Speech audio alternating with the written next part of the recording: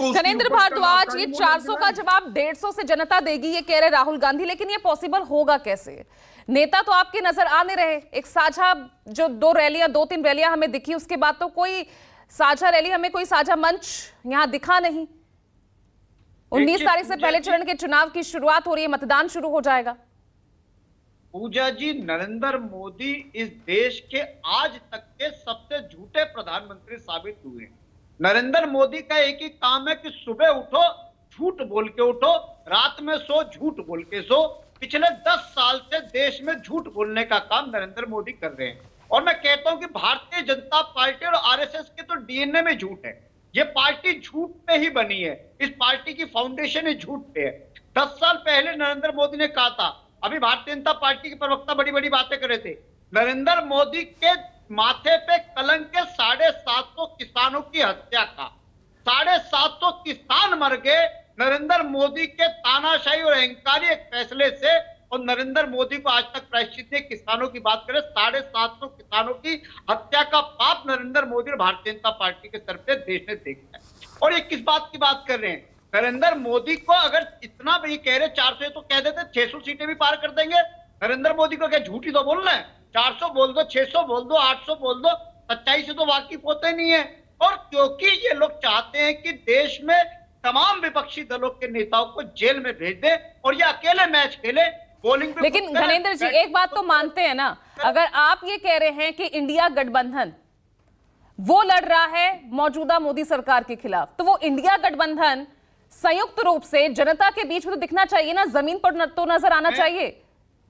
अखिलेश अलग रैली करते हैं अपने उम्मीदवार के लिए, राहुल गांधी अपने उम्मीदवार के लिए अलग अलग रैली करते नजर आते हैं।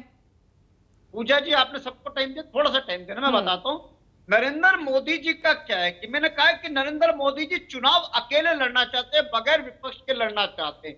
विपक्ष के तमाम नेताओं को और ठीक चुनाव से पहले देश के सूबे के 2 बड़े मुख्यमंत्रियों को, हेमंत सोरेन को जेल भेज दिया, दिल्ली के मुख्यमंत्री अरविंद केजरीवाल को जेल भेज दिया। और वो भी झूठे आरोपों पे, उन लोगों के आरोपों पे जिन लोगों ने, जो कुछ शराब घोटाले में एक्यूज हैं, जिन्होंने भारतीय जनता पार्टी को 60 करोड़ का चंदा दिया, जिन्हें भारतीय जनता पार्टी चुनाव लड़वा रही लोकसभा का, उन लोगों के झूठे बयानों के आधार पर आपने दिल्ली के मुख्यमंत्री को जेल भेज दिया।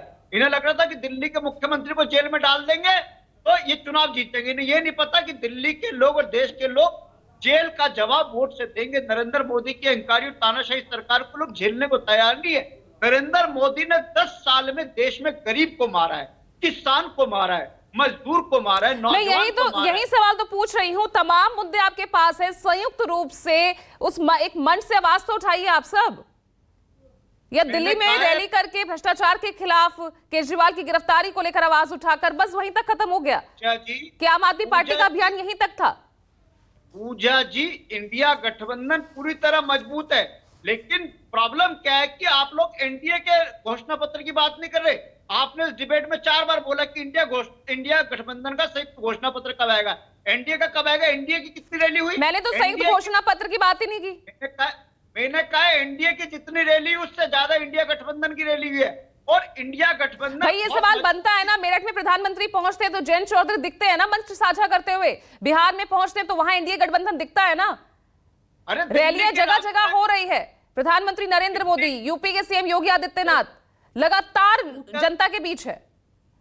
पूजा जी, दिल्ली की रामलीला मैदान की रैली भी बहुत पुरानी नहीं है, 20 दिन पुरानी रैली है, जिसमें प्रियंका गांधी, राहुल गांधी, सोनिया गांधी, सीताराम येचुरी, अखिलेश यादव, तेजस्वी यादव, तमाम इंडिया गठबंधन के लोगों ने दिल्ली के रामलीला मैदान में खड़े होकर हुंकार भरी थी और कहा था कि जब तक इस नरेंद्र मोदी की तानाशाही अहंकारी सरकार को नहीं हटाएंगे हम चुप बैठने वाले नहीं है।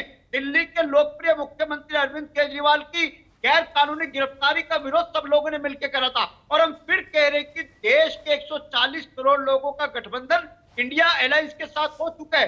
देश के 140 करोड़ लोग पिछले 10 साल से अपने आप को ठगा महसूस कर रहे हैं, अपने आप को चीट महसूस कर रहे हैं, क्योंकि नरेंद्र मोदी ने सिवाय बड़े बड़े उद्योगपति घरानों की दलाली करने के 10 साल में कुछ काम नहीं करा।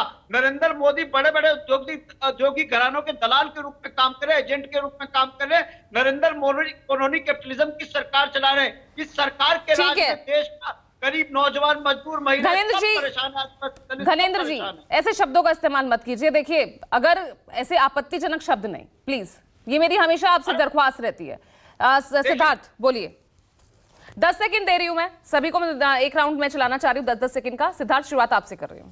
देखिए जी, मैं पहले तो पूजा जी आपत्ति दर्ज कराता हूं, थोड़ा संयम होना चाहिए भाषा का। ये लोग जो फ्रस्ट्रेट हो चुके हैं, ये आदरणीय प्रधानमंत्री को कितनी गालियां देंगे, मैं तो बस इतना पूछता हूं। दूसरी बात, अभी झूठ बोलो झूठ बोलो, जितनी बार ये बोल रहे थे ना गणेश जी, हिचकी आने लगी थी अरविंद केजरीवाल जी को जेल में, वो हिचकी खा रहे थे, उनसे ज्यादा पलटी किसी ने मानी नहीं, झूठी कस्में किसी ने खाई नहीं। वो लोग आज ज्ञान दे रहे हैं जिनके खिलाफ आप भ्रष्टाचार भ्रष्टाचार भ्रष्टाचार करके आए थे, एक दूसरे के खिलाफ प्रेस कॉन्फ्रेंस करते थे, एक मंच पे खड़े होकर के जनता को बेवकूफ बनाने का काम करते हैं। कोई एजेंडा देश के लिए नहीं, कोई एजेंडा किसी के लिए नहीं, एक अरविंद केजरीवाल को बचाना। और मैं पूछना चाहता हूं पूजा जी, अंतिम 5 सेकंड लूंगा, ये कह रहे हैं जेल में डाल दिया सबको, विपक्ष नहीं होना चाहिए। ये जो आज प्रेस कॉन्फ्रेंस हुई है, क्या राष्ट्रपति रशिया के राष्ट्रपति और यूक्रेन के राष्ट्रपति ने करी है क्या? ये विपक्ष के नेता नहीं है।